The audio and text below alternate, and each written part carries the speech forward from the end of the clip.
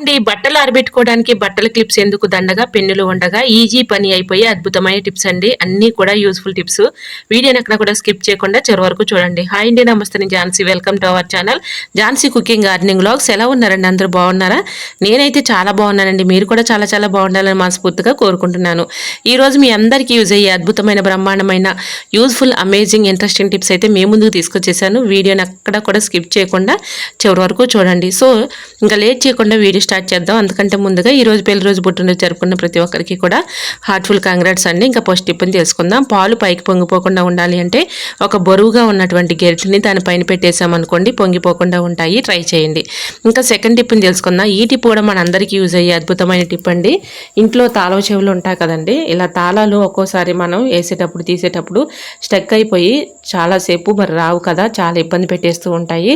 So అలాంటప్పుడు మనం ఎక్కువగా కంగారు పడకుండా బయటికి వెళ్ళి రిపేర్ చేసుకునే పని లేకుండా ఈజీగా ఇంట్లోనే మనమే రిపేర్ చేసుకోవచ్చు. అది ఎలా అనుకుంటున్నారా?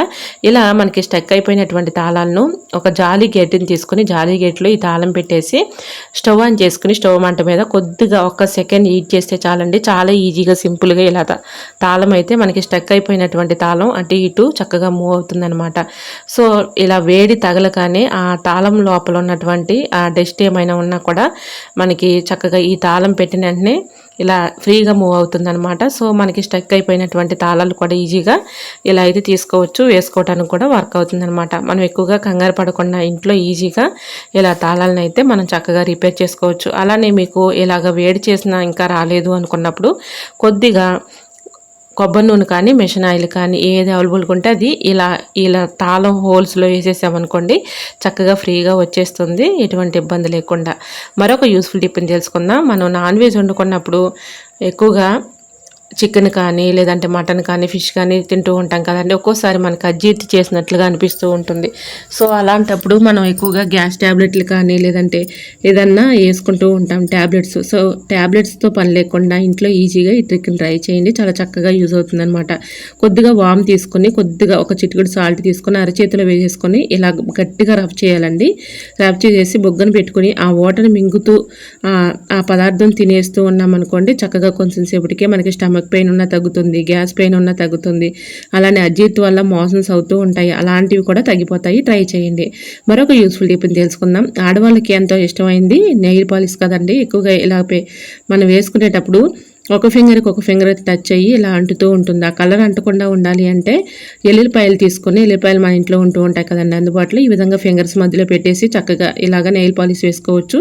మనకి ఆ కలర్ అనేది అంటకుండా ఉంటుంది. ఇంకా మనం ఫింగర్స్ అంటే మనకి ఈ విధంగా చేతులకి వేళ్ళకి కూడా వేసుకునేటప్పుడు ఇలా అంటుతూ ఉంటుంది కదండి. ఇలా త్వరగా మనకి డ్రై అవ్వాలి అంటే ఈ చిన్న ట్రిక్ని ట్రై చేయండి. ఐస్ క్యూబ్స్ తీసుకొని ఐస్ క్యూబ్స్ ఏదైనా ఒక బౌల్లో వేసుకుని దానిలో కొద్దిగా వాటర్ పోసి ఐస్ క్యూబ్స్ అంటే చల్లని వాటర్లో ఇలాగా నెయిల్ పాలిష్ వేసేసుకున్న తర్వాత ఆ వాటర్లో ఈ విధంగా డిప్ చేసి తీసామనుకోండి, చక్కగా వెంటనే డ్రై అయిపోతుంది.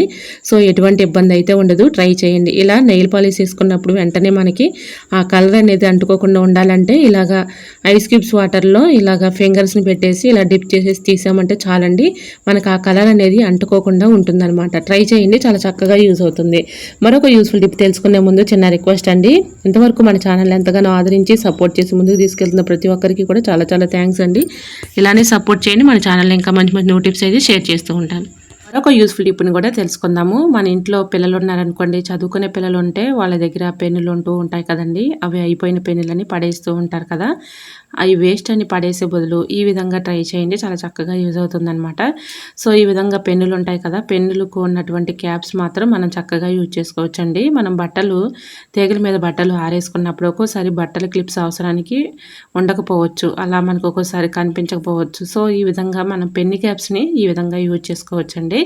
సో ఇలా బట్టలు తీగల మీద ఆరేసేటప్పుడు బట్టల క్లిప్స్ అవసరానికి మనకు అందుబాటులో కనిపించకపోయాయి అనుకోండి, ఇలా చక్కగా పెన్ను క్యాప్స్ని అయితే ఇలాగ పెట్టుకోవచ్చండి. స్టిఫ్గా గట్టిగా ఉంటాయి. సో ట్రై చేయండి. మరి ఈ టిప్స్ అన్నీ మీకు నచ్చాయా? నచ్చితే ప్లీజ్ అండి చూస్తూ ఉండగానే చిన్న లైక్ చేసి మన ఛానల్ని ఫాలో అవ్వండి. ఓకేనండి, మరొక వీడియోతో మళ్ళీ కలుసుకుందాం. అంతవరకు by by. Thanks for watching.